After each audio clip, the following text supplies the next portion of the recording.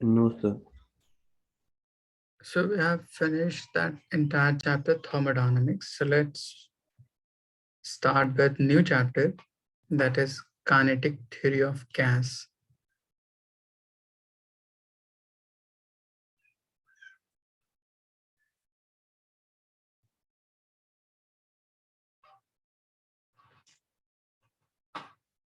In this chapter, we have to define motional parameter related to ideal gas. So first, what are different property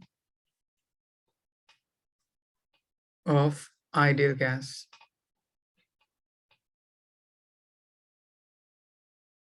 First is, there is no interaction between particle of gas. There is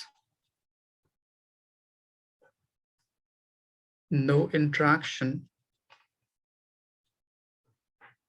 between particle of gas. But if there is interaction between particle of gas, then we call it as a real gas. And next, each gaseous particle will move with same velocity along all different coordinate axes. So velocity of particle along each axis will be same. That is, velocity along x-axis, velocity along y-axis, and velocity along z-axis will be equal. So net velocity in vector term will be Vx I cap, Vy j cap, and Vz k cap. So if you have to calculate its magnitude, so V mod equals to root under Vx square, Vy square, and Vz square. Since these all are equal, so we can say this is root under 3 times Vx square. So on squaring both sides, you will write velocity along any one coordinate will be 1/3 of V bar square.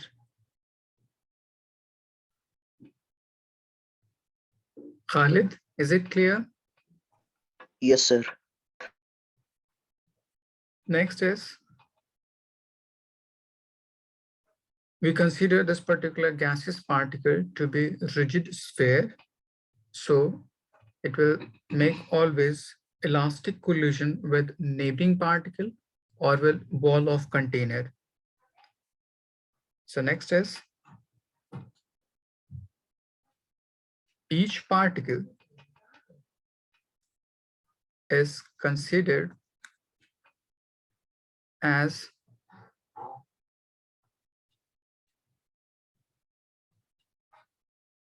a rigid sphere. They collide elastically with wall of container or with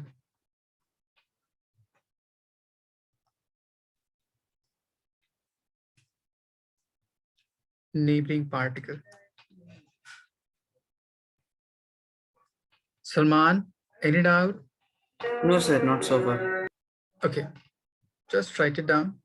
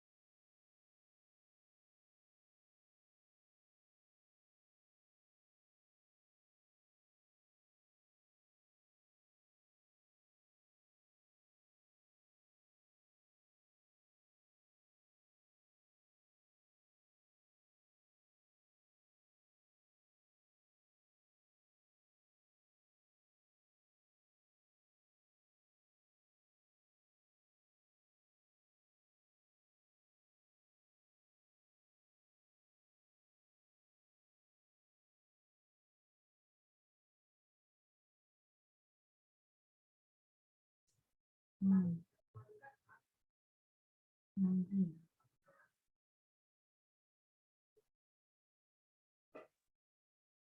all have written? The last line. Okay.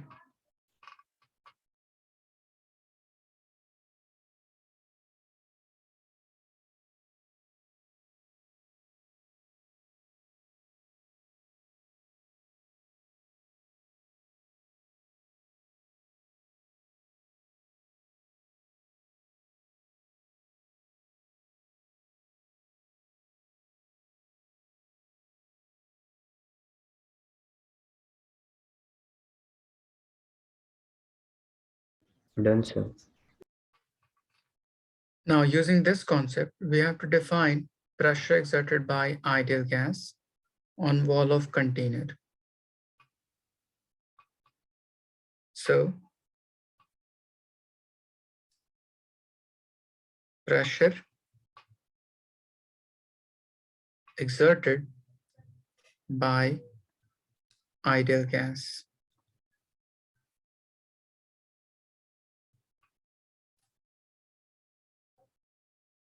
Let's say there is a cubical vessel having side L.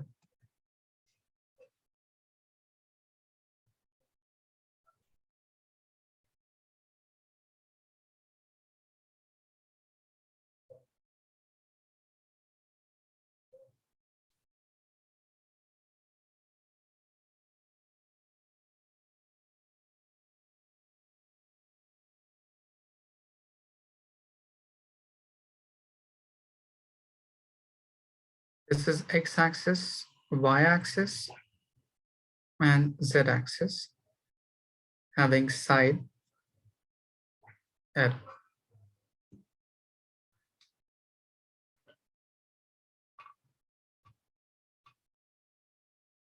Consider a cubical vessel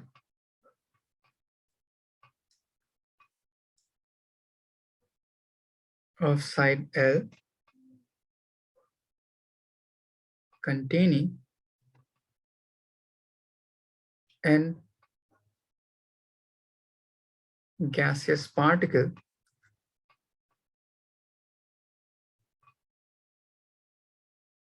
of mass m.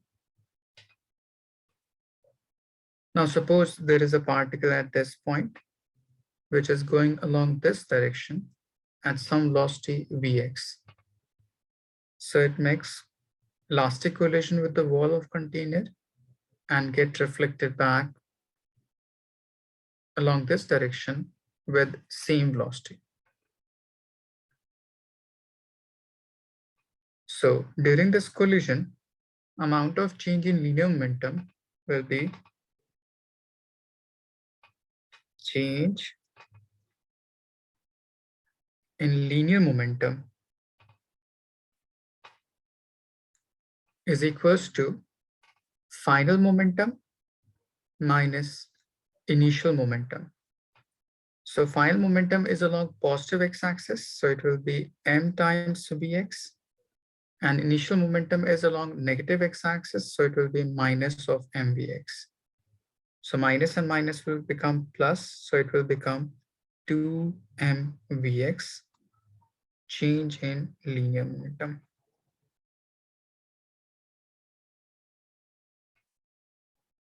Khalid, any doubt? No, sir. Now the time taken for this particular collision with the wall of container on going from one end to other end is, so time taken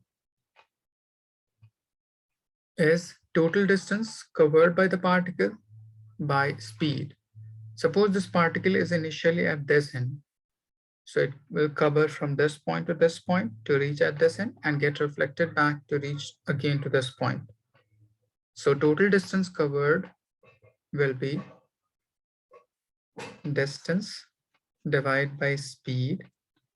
Distance we have 12, speed is Vx. Now we have change in linear momentum as well as time taken. So according to second law,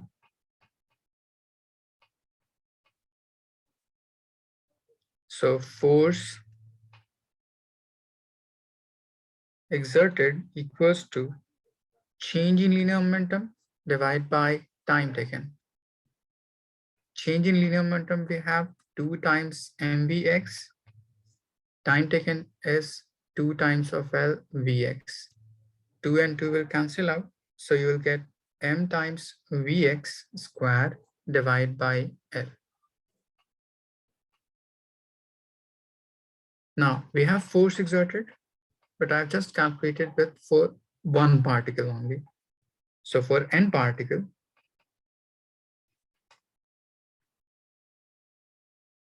total force will be n multiplied by this term divided by L. Now pressure exerted on wall of container will be force divided by area of cross section. Force we have n times Fm Vx squared divided by L, and area of that wall is L squared. So L multiplied by L squared will become L cube. N into M will be total mass by total volume Vx squared.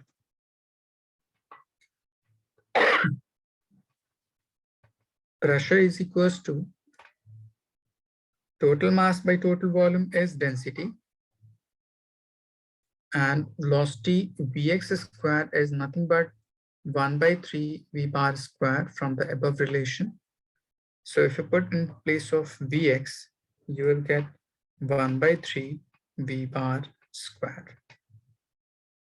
So this is final expression of pressure exerted by gas on wall of container.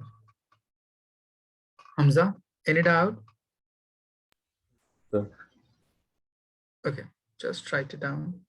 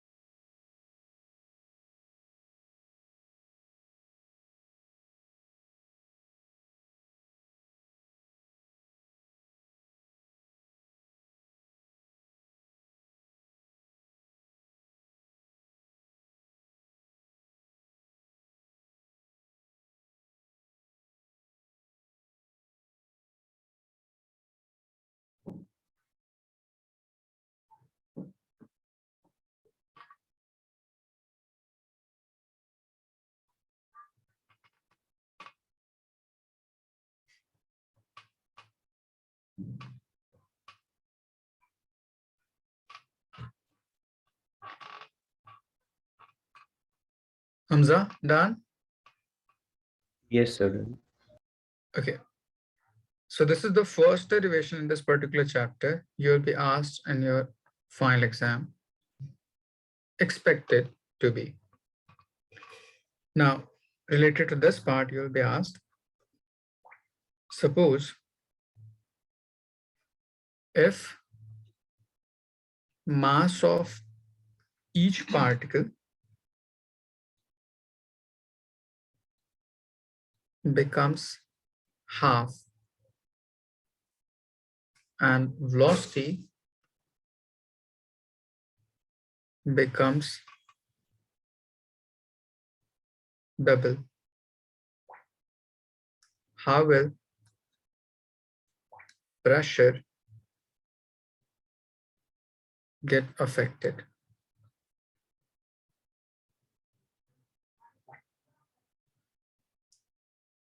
So according to the above expression, pressure is equals to 1/3 rho v square. We may write 1/3, rho is mass by volume. So it will be n number of particles multiplied by mass of each particle divided by total volume v bar square. Let's say this is first condition. In second part, mass of each particle becomes half. So let's say P dash is 1/3 n by v. Mass of each particle becomes half, m/2, and velocity becomes double. So it will be 2 times v square. So on solving, you'll get 1/3 n by v, m/2, and this on squaring will become 4 times v square. This part and this part will cancel out in 2 times. Now just divide these two segments. So on dividing, p divided by p dash, rest of the whole term will get cancelled out. You will get just 1/2. It means p dash will become twice p. Khalid, is it clear? Yes, sir. So only from this part, you'll be asked to define a ratio related to different expression according to the question. Just write it down.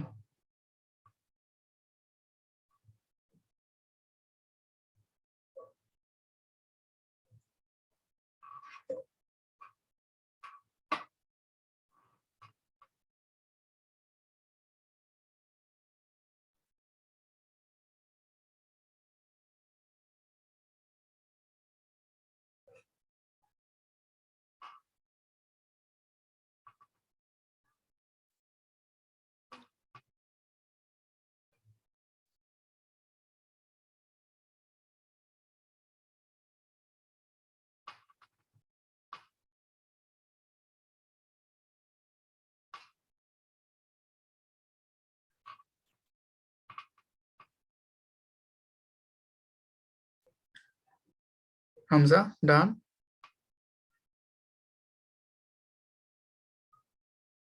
Done, sir. Any doubt? No, sir. Now the next term related to this part is calculation of thermal kinetic energy. So next is thermal kinetic energy as pressure equals to 1/3 rho v square.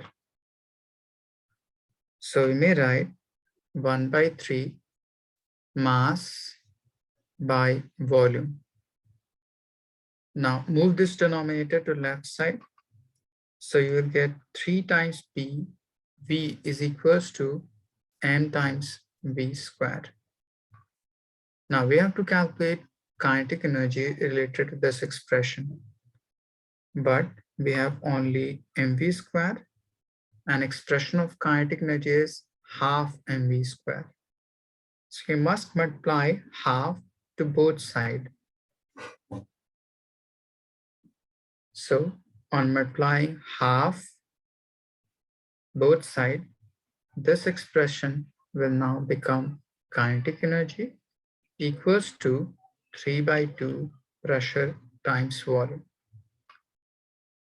Now, we can say kinetic energy divided by volume is 3/2 times of pressure exerted by gas. Further, kinetic energy we have 3/2 PV. We may transform this PV according to ideal gas equation, so it will become PV is equals to nRT. N is number of mole, so you may write number of mole as number of particle divided by Avogadro number times R into T equals to kinetic energy. Now move this capital N to left side.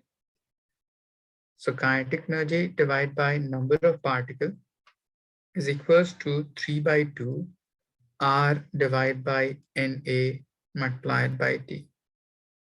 This quantity is another constant that is called Boltzmann constant, Kb, which is equals to R by Na.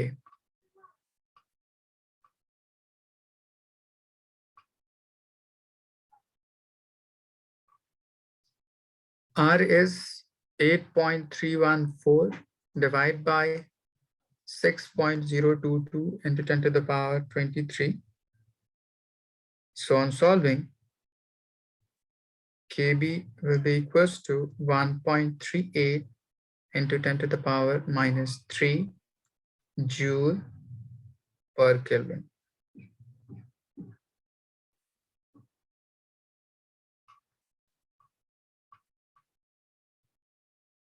So we may write this particular kinetic energy by number of particles as average kinetic energy is equals to 3/2 R by Na is Kb times T.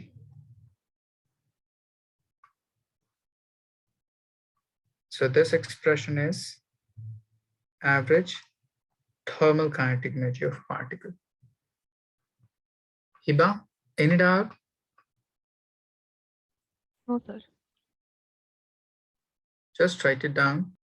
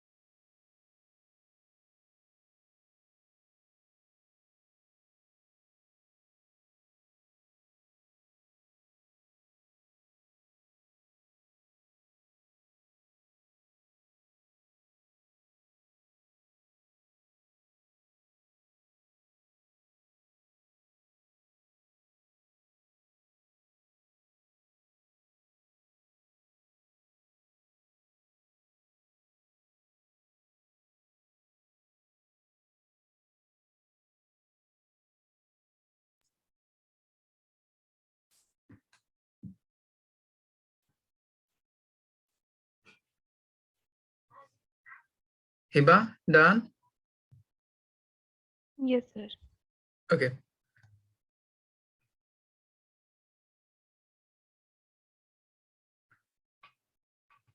Now from this part, you will be asked to define absolute zero.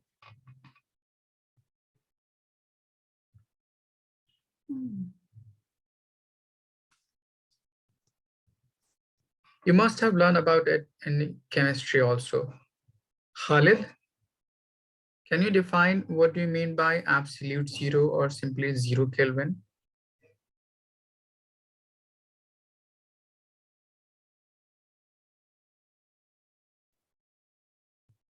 Hamza?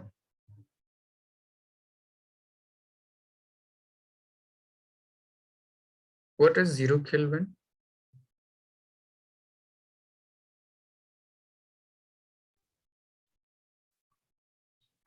It is the temperature scale on Celsius. Celsius? I Kelvin. mean Kelvin. Okay, so what is specialty about it? So like there is no temperature beyond 0. Beyond 0? I mean there's no temperature in negative in Kelvin. Okay.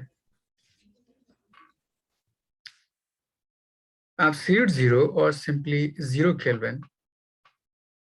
If you put in this expression, so average thermal kinetic energy of particle will become 0. So from this part, we can say it is the temperature at which randomness of gas will get stopped. And you must have proof about it. At 0 Kelvin, pressure will be 0, temperature will be 0, and volume will be 0. So in return, there will be no existence of any matter at this particular temperature. Is it clear? Yes, sir. So we may write absolute 0 as the temperature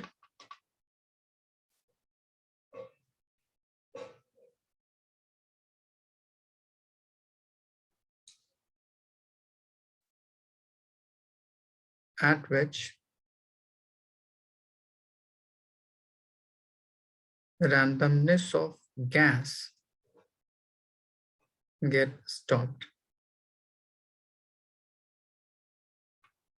Or you will say, at this temperature, there will be no existence of matter.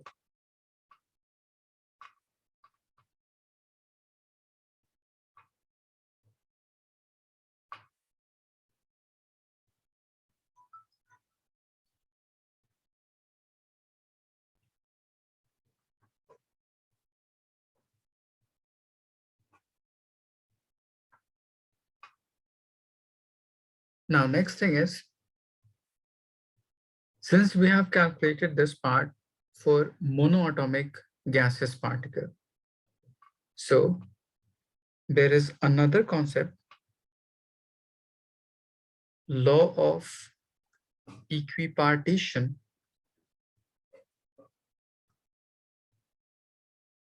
of energy. It consists of two words, equi and partition. Equal means equal, partition means distribution or division. It means equal division of energy. According to this, we can say the total energy of gas get equally distributed along its all degree of freedom. Suppose, as we have average thermal kinetic energy for monoatomic gaseous particle 3/2 kBT. For monoatomic gaseous particle, Hiba, just tell me number of degree of freedom for it.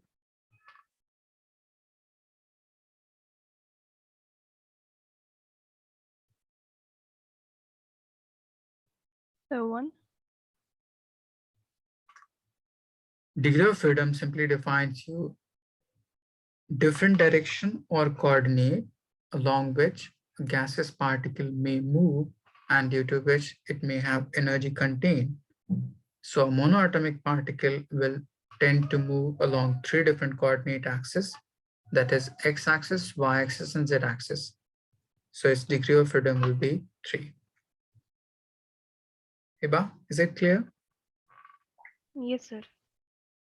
So if you distribute this particular energy into 3 equal parts according to degree of freedom, so along any one part, energy will be half kBT, and just half kBT.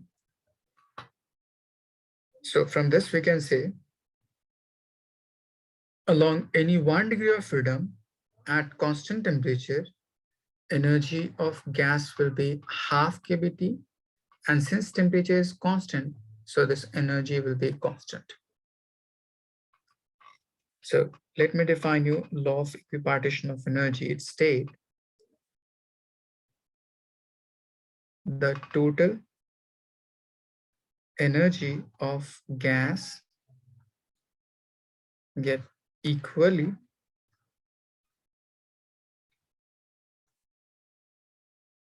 distributed along its degree of freedom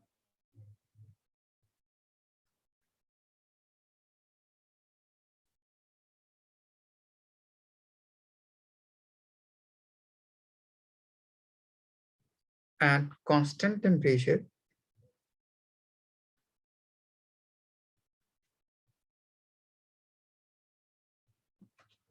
energy in any 1 degree of freedom will be half kBT and it will be constant.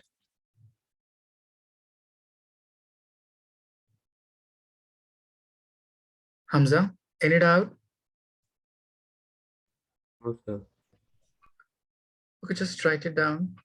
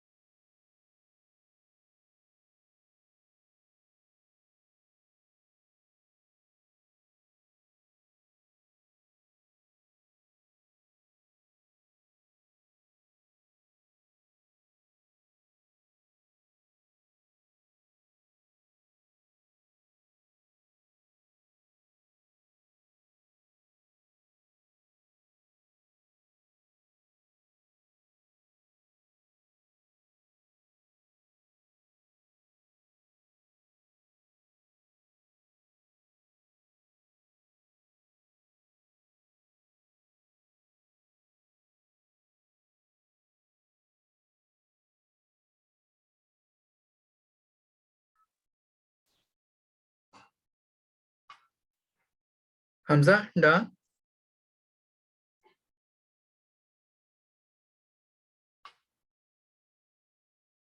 Yes, sir. Done. Okay. Now using this concept, if you have to calculate for any different gas, in above part, we have just calculated for monoatomic. But suppose if you have to calculate for any gas such as diatomic, triatomic, polyatomic, so how will you define?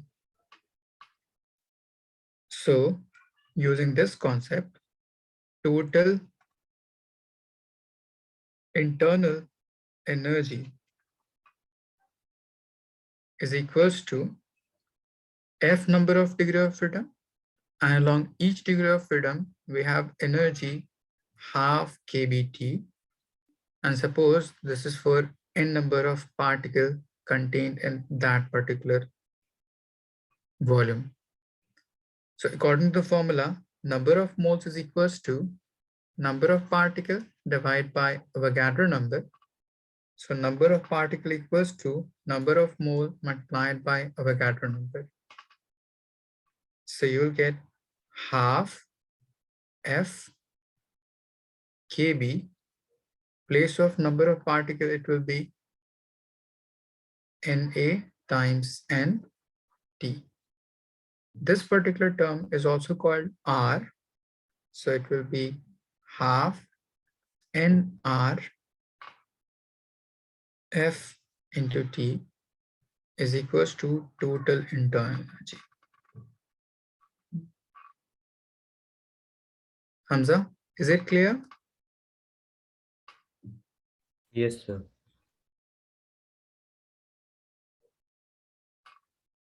Just write it down. I'm giving you a question related to this part.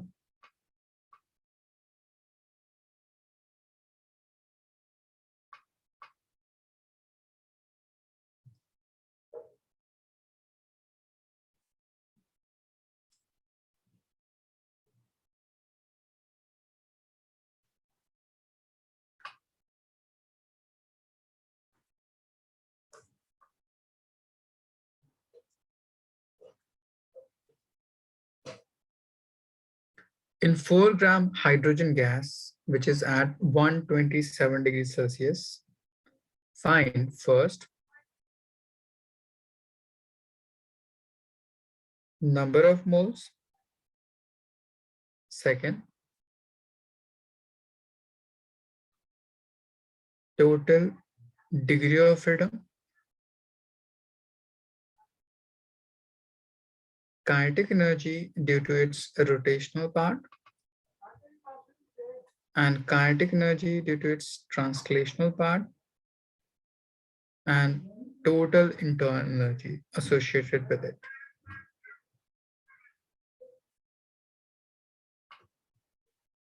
Let me define you how to calculate. First, we have given mass of hydrogen gas in gram. So according to the formula, number of mole is equals to given mass by molar mass or molecular weight. So you'll get number of moles. And again, using number of moles is equals to number of particles by Avogadro number. Number of particles will be equals to number of moles multiplied by Avogadro number. So in second part, you have to calculate degree of freedom. Now hydrogen gas, Hamza, is it monoatomic, diatomic, triatomic hydrogen gas?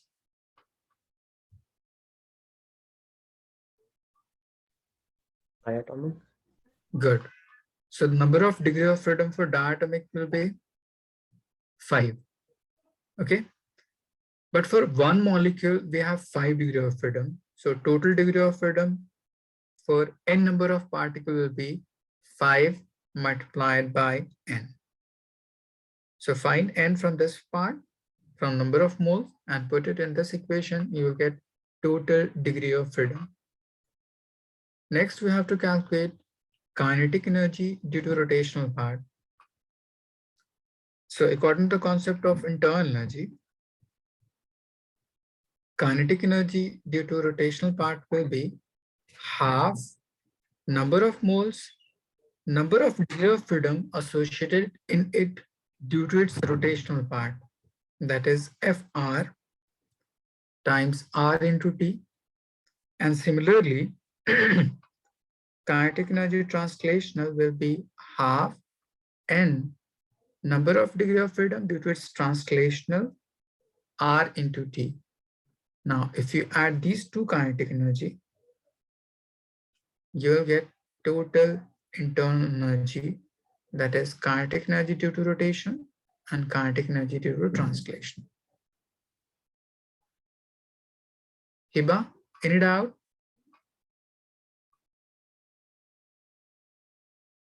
No, sir. Just write it down and try to solve these down.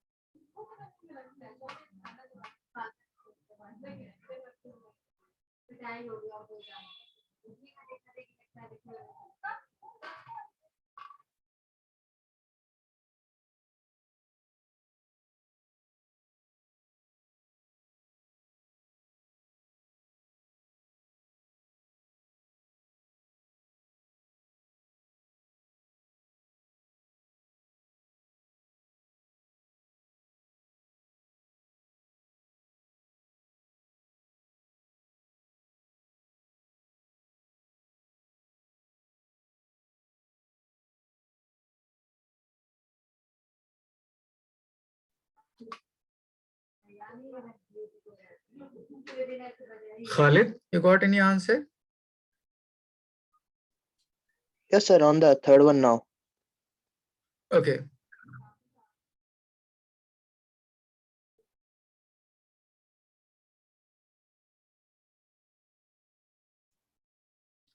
Salman, you are doing? Yes, sir. Trying. Okay.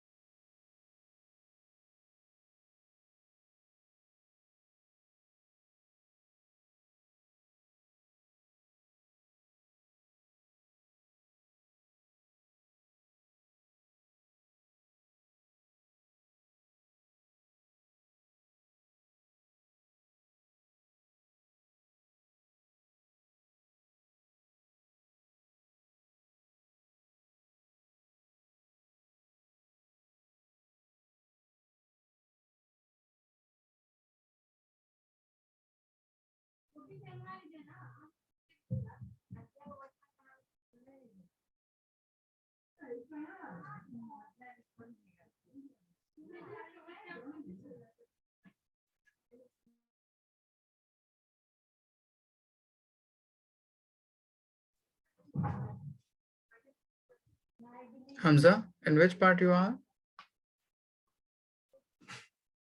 The third one. Okay. Hiba?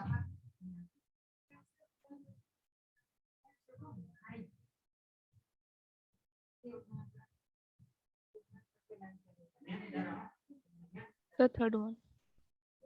Okay.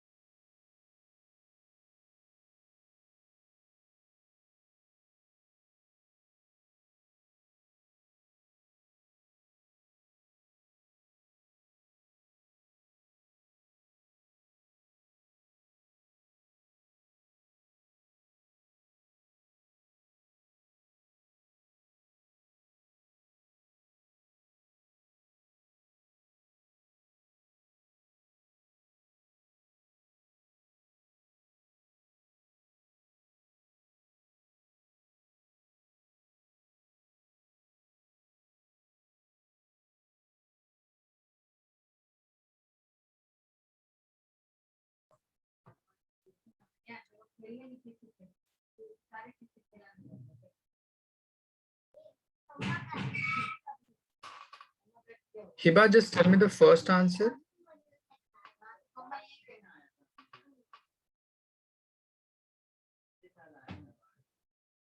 The fourth. Hydrogen gas, is it monoatomic, diatomic? Diatomic. So it must exist as molecule H2. So its molecular weight will be 2. Is it clear? So given mass by its molecular weight will be 2 mole. Now, if you substitute in this part, you will get 2 into Avogadro number 6.022 into 10 to the power 23. And further in this part, you will get 5 multiplied by 2 into 6.022 into 10 to the power 23. So it will become 10 6.022 into 10 to the power 24 degree of freedom.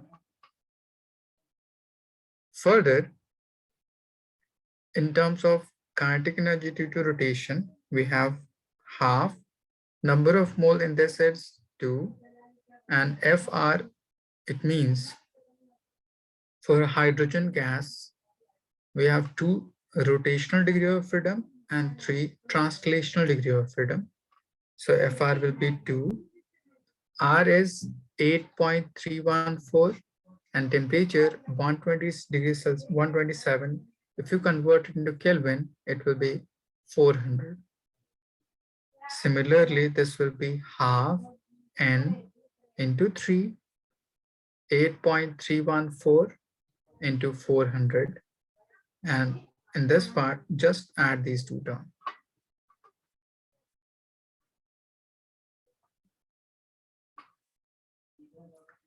Hamza, you got the same answer?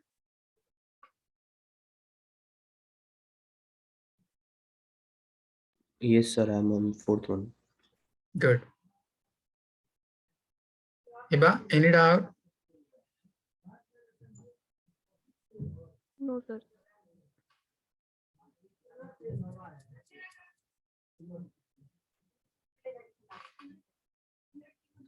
Two and 2 will cancel out. 2 into 4, 8 multiplied by this one.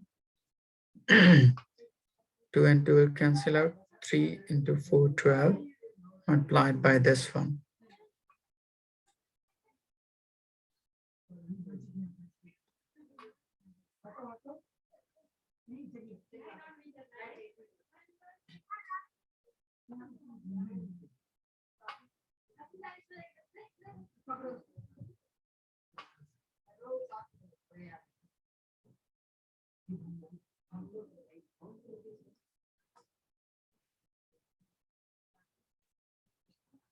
So it will be 6.65 into 10 to the power minus plus 3 joule.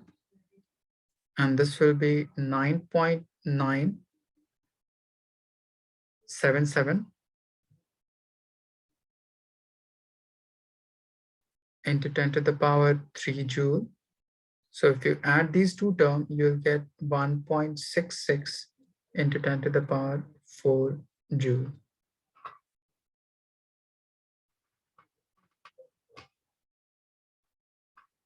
Salman, any doubt? No doubt, sir. I've made mistake. Okay.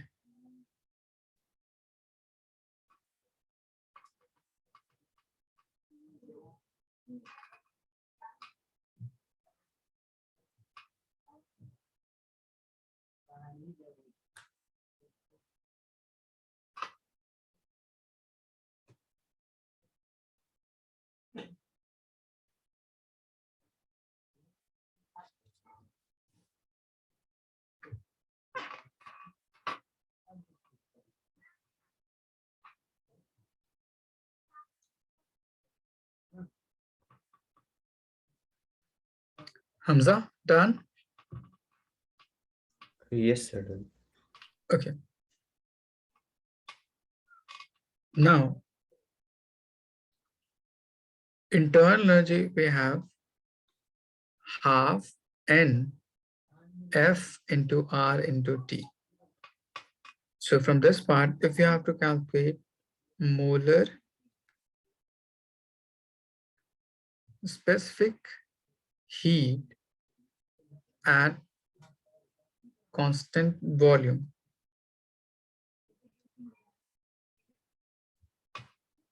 it will be Cv is equals to 1 by N differentiation of internal energy with respect to temperature.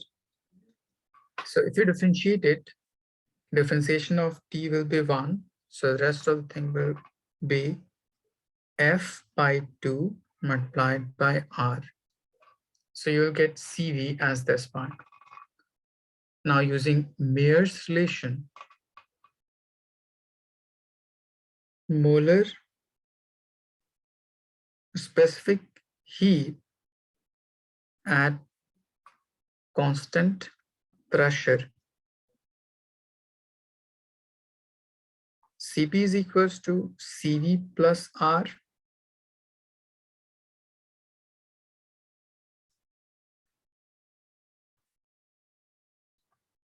So if you put Cv is equals to F by 2 times of R, you will get F by 2 plus 1 times R. Now we have both Cp and Cv. So using these two terms, we have to calculate specific gas ratio. So next is specific gas ratio, that is gamma, Cp divided by Cv. So if you divide these two terms, you'll get 1 plus 2 by F.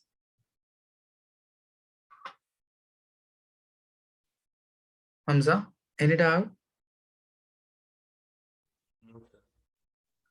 Okay, just write it down.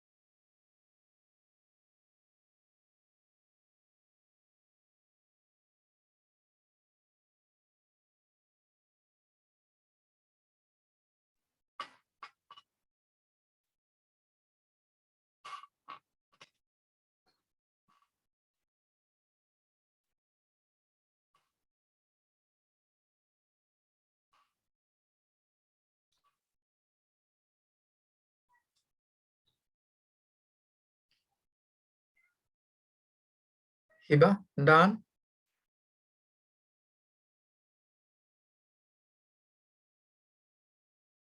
Yes, sir.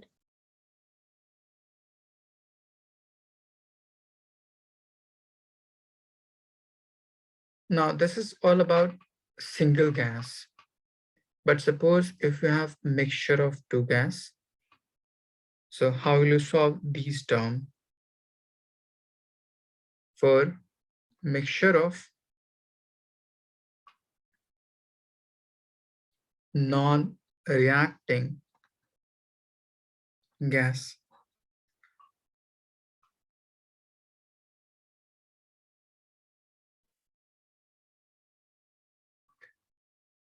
Number of moles will be simply sum of number of moles of individual gas. Cv of mixture will be N1 Cv1 plus N2 Cv2 divided by N1 plus N2. Similarly, Cp of mixture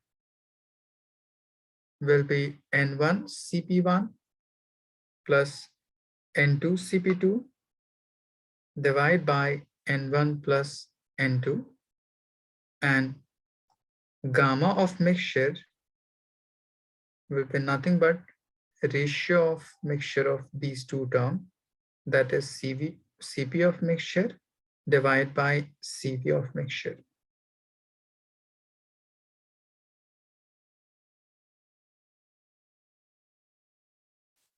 Khalid, any doubt? No, sir. Now let me define your question related to this part. Suppose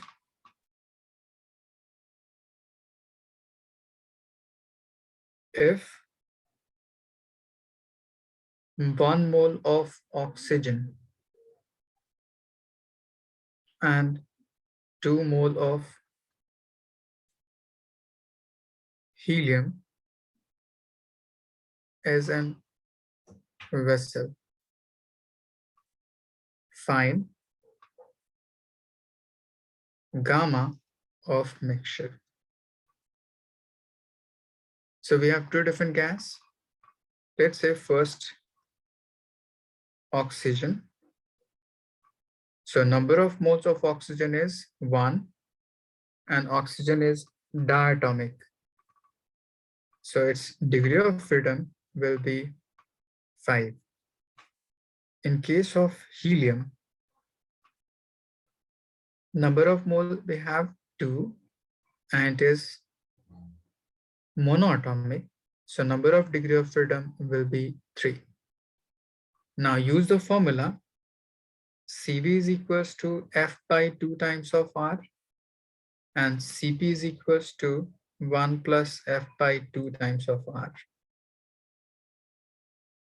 And try to find Cp1, Cv1, Cp2, Cv2. Use the above formula and you'll get gamma of mixture. Try to solve.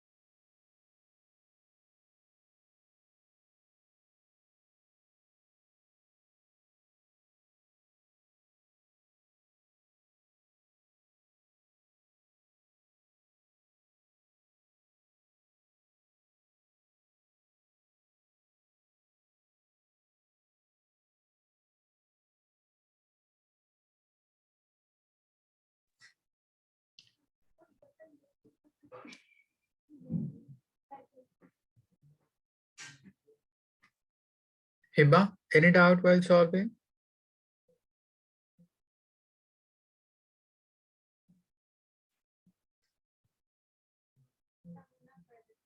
No, sir.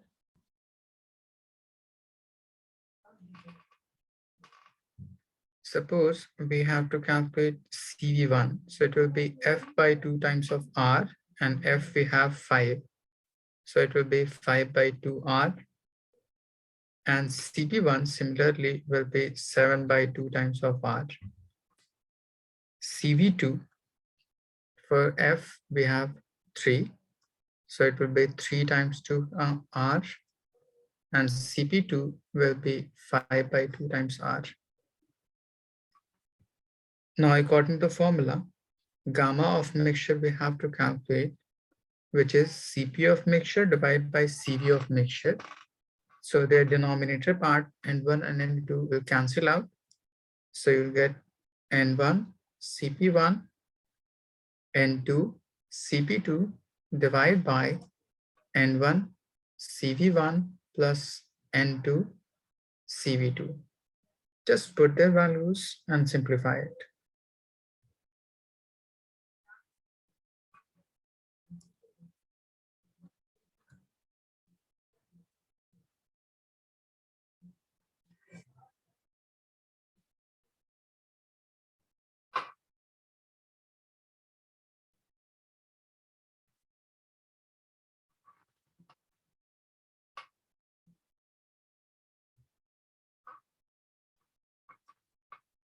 So N1 we have 1, CP1 is 7 by 2R, N2 is 2, and CP2 is 5 by 2 times R.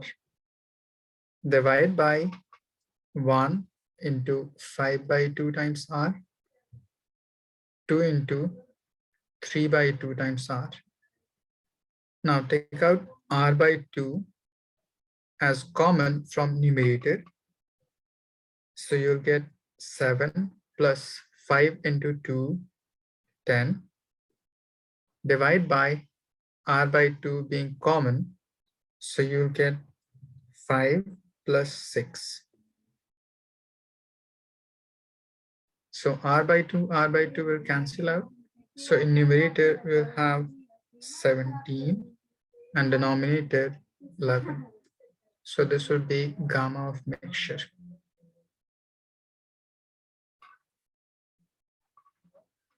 Hamza, is it clear? Yes, sir.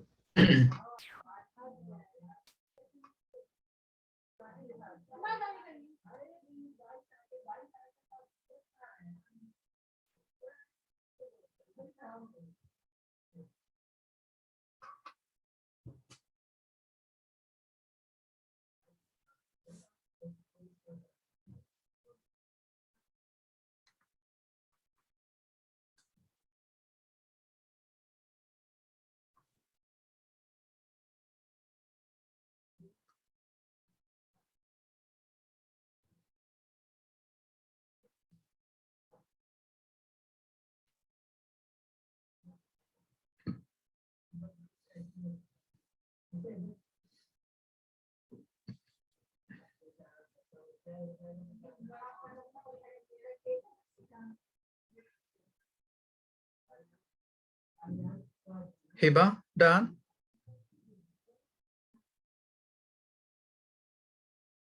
Yes, sir.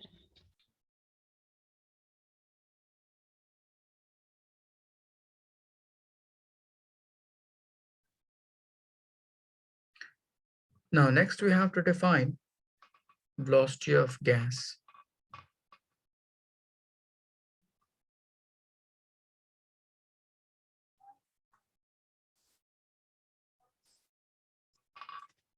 We mainly have 3 different gas or 3 different velocity of gas.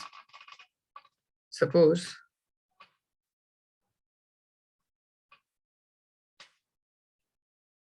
there is table between velocity of gas and number of gaseous particle moving with that velocity. Let's say V1 having F1 number of particle, V2 having F2 number of particle, and so on, Vn for F1 number of particle. So related to this tabular form, first we may define how to calculate average velocity.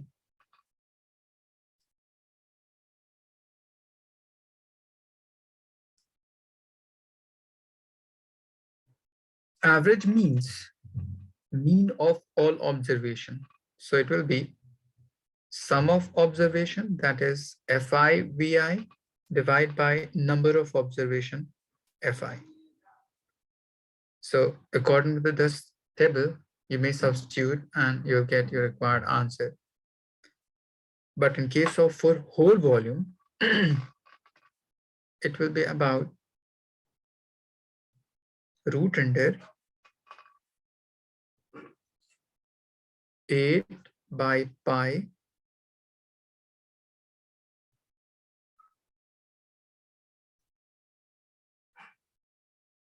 RT divided by M, which is equals to 8 by pi kBT by M, and which is also equals to 8 by pi P divided by rho.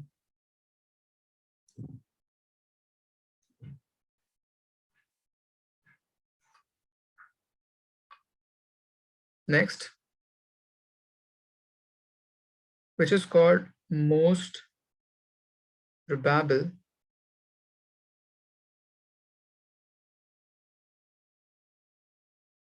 speed. It is the velocity with which maximum gaseous particle may be moving with. So most probable speed is velocity with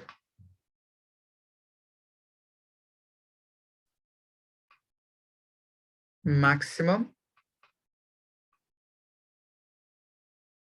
particle are moving. Now for whole volume, it will be equals to 2 times RT divided by M, 2 times kBT divided by small m, and it is equals to 2 times P by rho.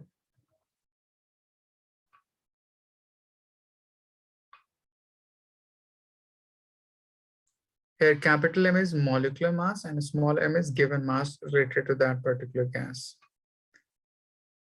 Next, we have to calculate RMS velocity, which is also called root mean square velocity. That is VRMS. So it will be root under summation Fi Vi square divided by summation Fi. That is sum of observation while taking square divided by number of observation. So it will define you mean square velocity. Now taking under root over whole, you get root mean square velocity. Now for whole volume, it is about 3 RT divided by M root under is equals to 3 times kBT divided by small m root under, and which is equals to 3P divided by rho. You may find this particular expression using the concept of pressure we have derived first in this chapter. As pressure exerted by ideal gas, we have 1 by 3 rho V bar square. So on rearranging, equals to 3 times P divided by rho. Now taking square root to both sides, this quantity is called VRMS. That is root mean square velocity 3P by rho. Khalid, is it clear? Yes, sir.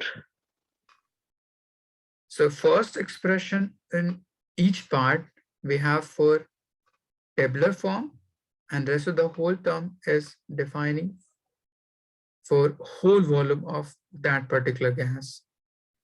So you may use according to expression given. This is if you have given whole term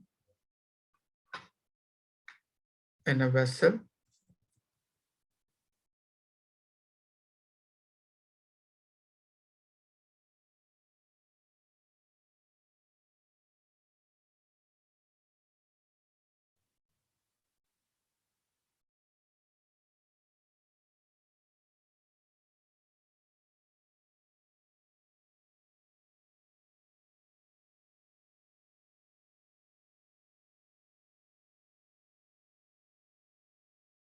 just write it down.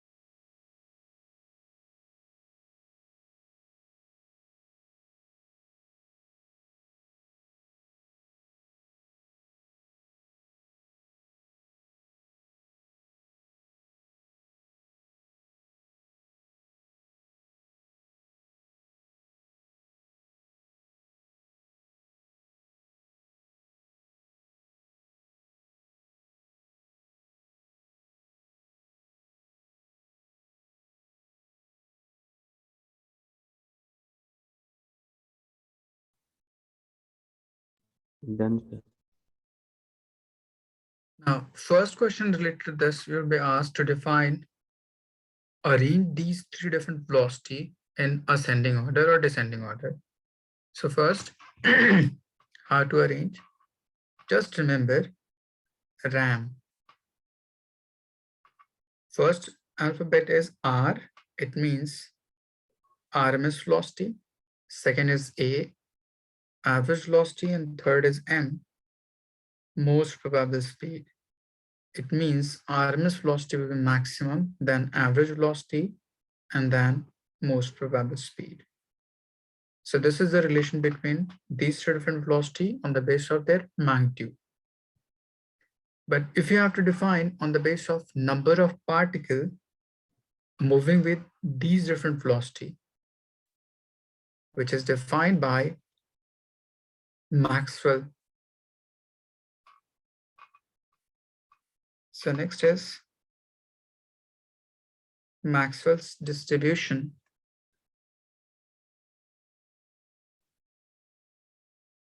of speed of gas.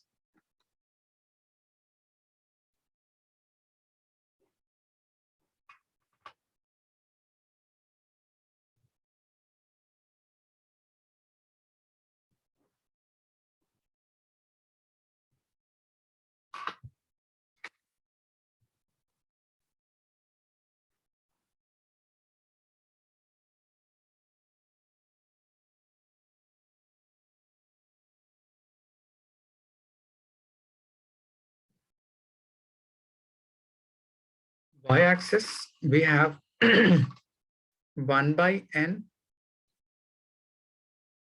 dn by dv. With respect to x, that is velocity. So it is simply define u, nothing but fractional number of gaseous particle moving with VRMS speed, average speed, or most probable speed. So graph related to this part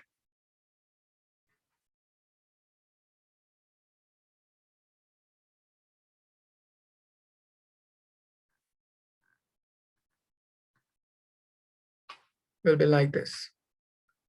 In this part, this maximum tip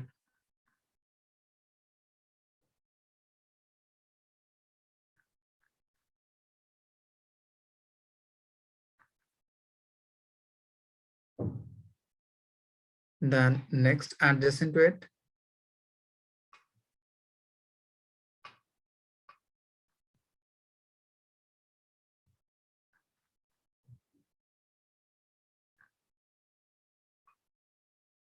and then next adjacent to it,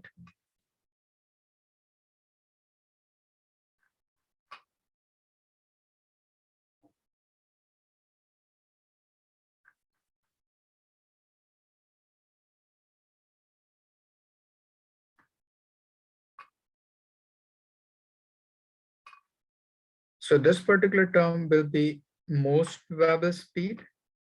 This is average speed, and this will be RMS speed.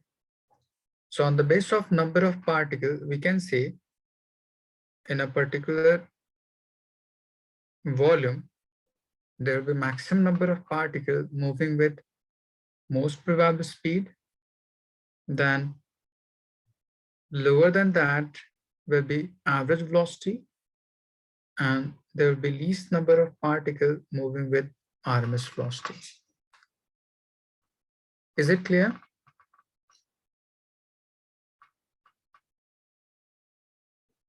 Yes, sir. So if you have to arrange on the basis of number of particles moving with that velocity, so it will be just a reverse of the above part. It means in terms of number, maximum particle will be maximum, then average, and then RMS. Now the next question related to this graph will be how this graph will deviate on the basis of temperature and molecular mass. Suppose one of the curve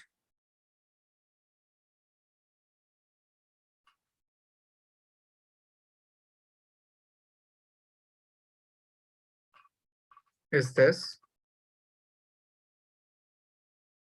And the next curve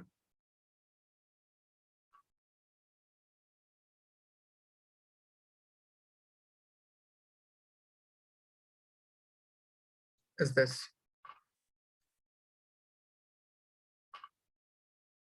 So just draw a vertical line.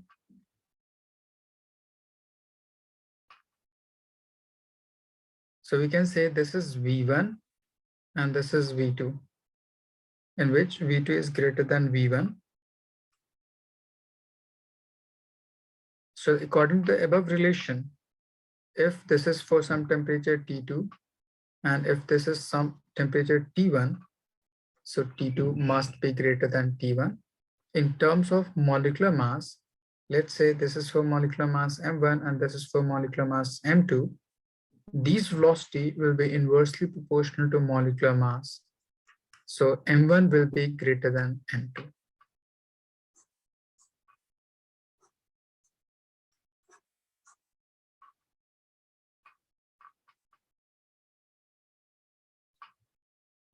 Khalid, any doubt?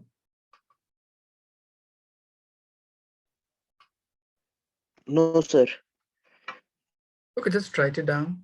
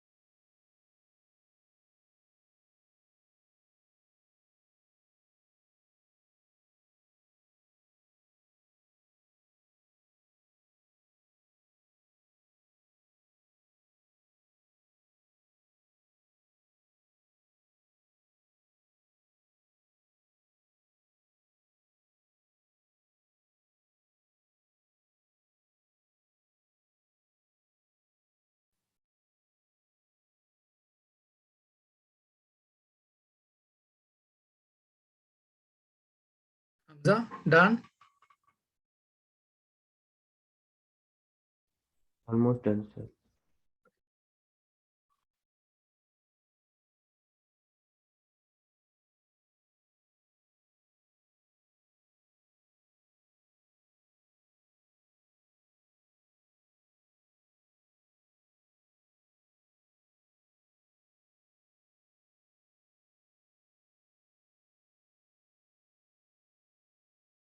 Done, sir.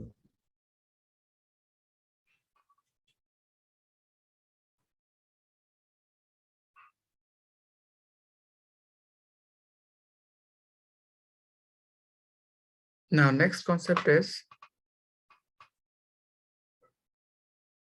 for the motion of gas, we may define three different terms. First is mean free path. Suppose there is a gaseous particle, this one, travel to this point, get collided, and then deflected back along this direction.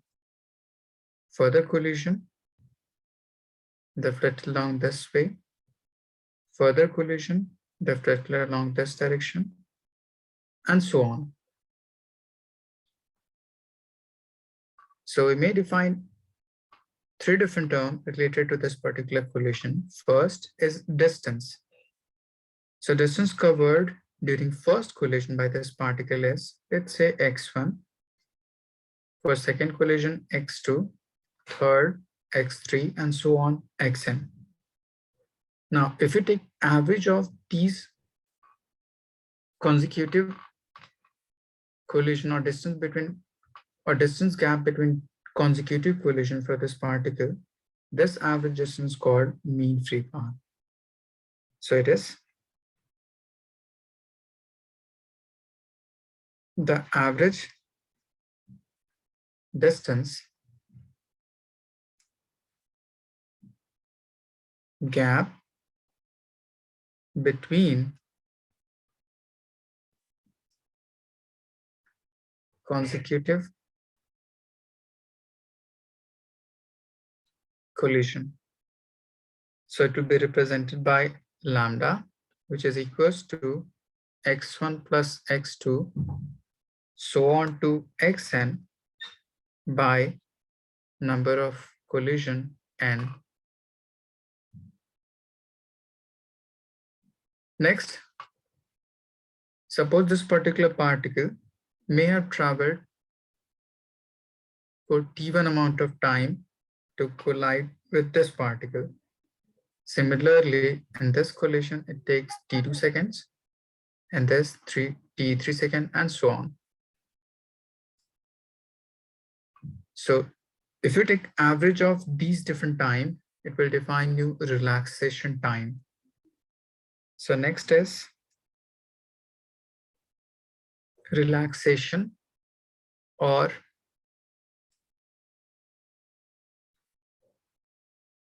average time, represented by tau or t average like this.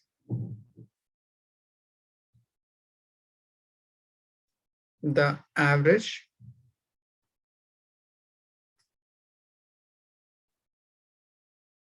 time gap between successive collision. So tau equals to t1, t2, and so on to tn by number of collision. Hiba, any doubt? No, sir. Now let's say this particle on moving towards this direction, it may have velocity v1, but in second part may have velocity v2, third v3, and so on. So if you take average of this all velocity, it will define you nothing but average velocity. Similarly, average velocity v average or equals to v1 plus v2 and so on to vn divided by n. Now we have to derive a relation for mean free path. So first, write it down.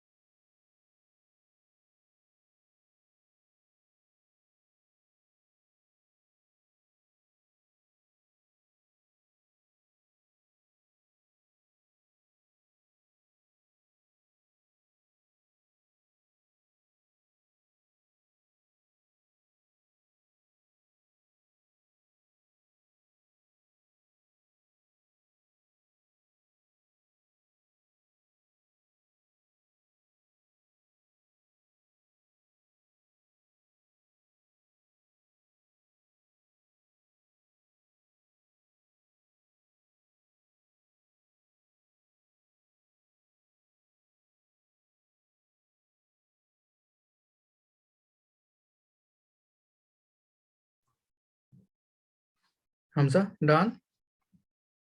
Yes, sir. Done. Now, how to calculate this mean free path for a particular volume of gas?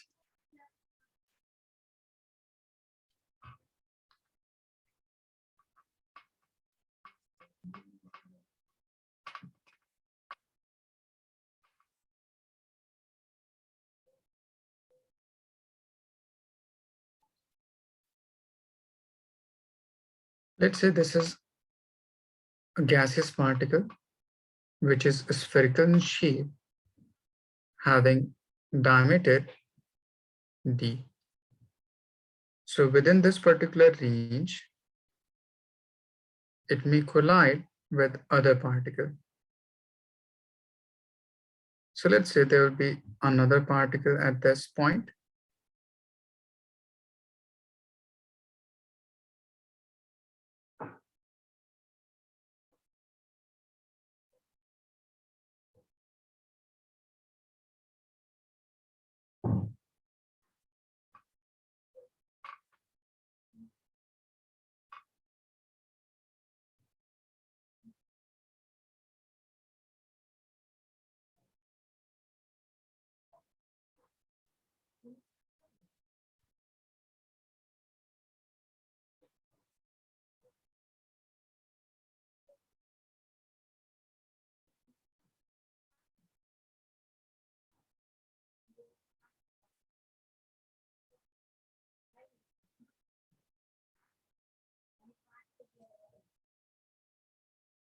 Let's say a cylinder having radius from this point to this point is d. Total distance from this point to this point is velocity multiplied by time taken. I'm considering this blue one is moving and we have n number of gaseous particles within this particular volume. So this blue particle would collide individually with each of them. So it makes n number of collision. Is it clear? Yes, sir. So consider a gaseous particle of diameter d.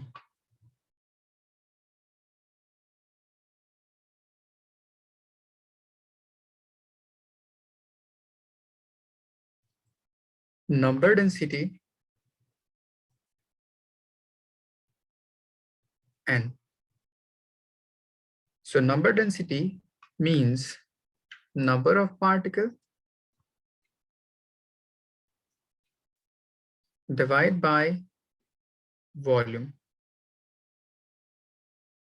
This number of particles is also equals to number of collision. Since I'm considering only this blue one is moving, the rest of the whole term is at rest.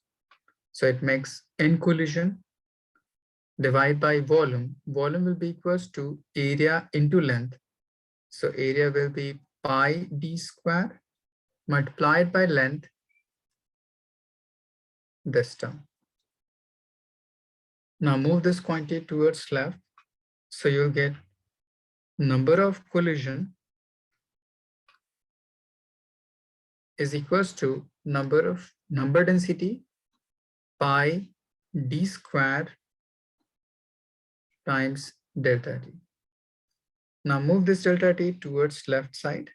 So number of particle divided by delta t is equals to n pi d square times average speed. This is also called number of collision per unit time, rate of collision. Now take reciprocal of it. So it will be delta t divided by n equals to 1 by n pi d square times average speed. This quantity is nothing but time gap divided by number of collision, which is also called tau or relaxation time. Now we have relaxation time from this part. So according to the formula, mean free path is nothing but distance. So it must be equals to speed into time. So it will be equals to average speed multiplied by average time, or simply time between consecutive seconds. Average time gap between successive collision. So mean free path denoted by lambda, average speed is v multiplied by time gap 1 by n by d squared times average speed. Now this part and this part you cancel out. So you'll get lambda equals to 1 by n by d squared. Khalid, is it clear? Yes, sir. But there is some mistake in this particular derivation. I have just assumed only one particle is moving, rest of the whole particle is at rest. But this could not be possible. It means in a particular whole volume, every gaseous particle must be moving with one another. So instead of taking other particle to be at rest, we must take it as in motion.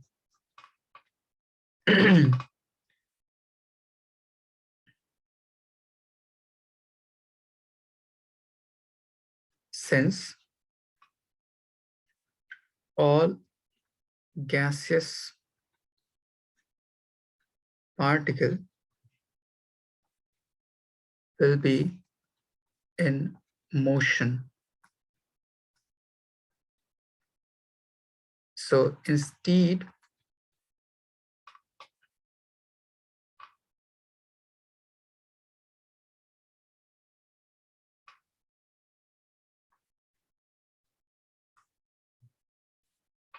of average speed,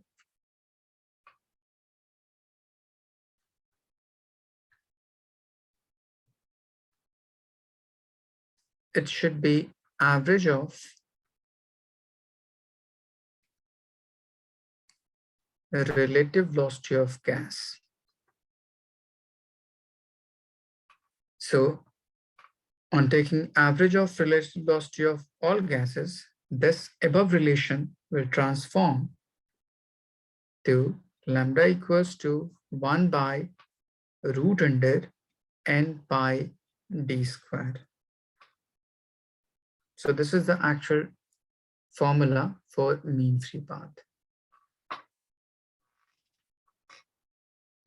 Hiba, any doubt? No, sir. Okay, just write it down.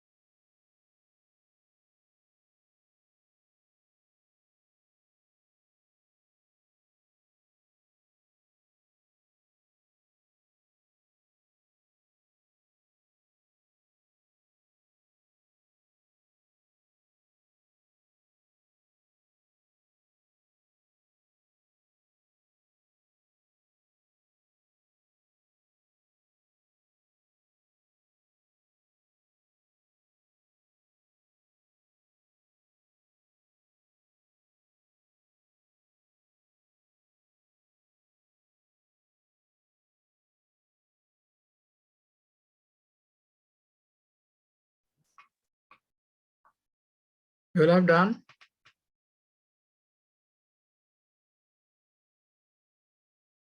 Yes, sir. Done.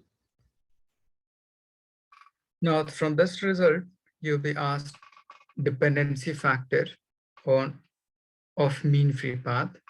So you may write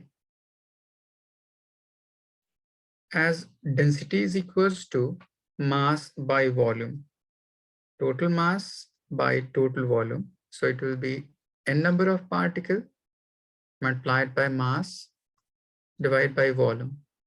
Number of particles per unit volume is also called number density times n. So number density will be equals to density divided by mass. So if you substitute in this above expression, so lambda will equals to 1 by root under 2. In place of n, it will be rho by d square by n. So from this part, we can say mean free path will depend upon mass of that gaseous particle. Is it clear? Yes, sir. Hiba, any doubt? No, sir. Okay, just write it down.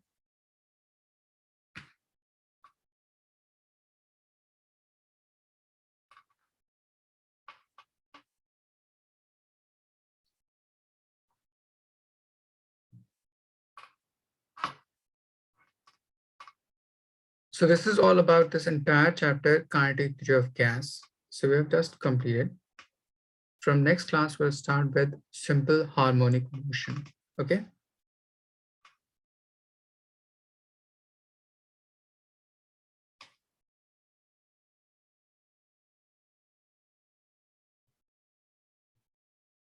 Hamza, done? Yes, sir. Done. Okay then. Allah Hafiz. Thank you.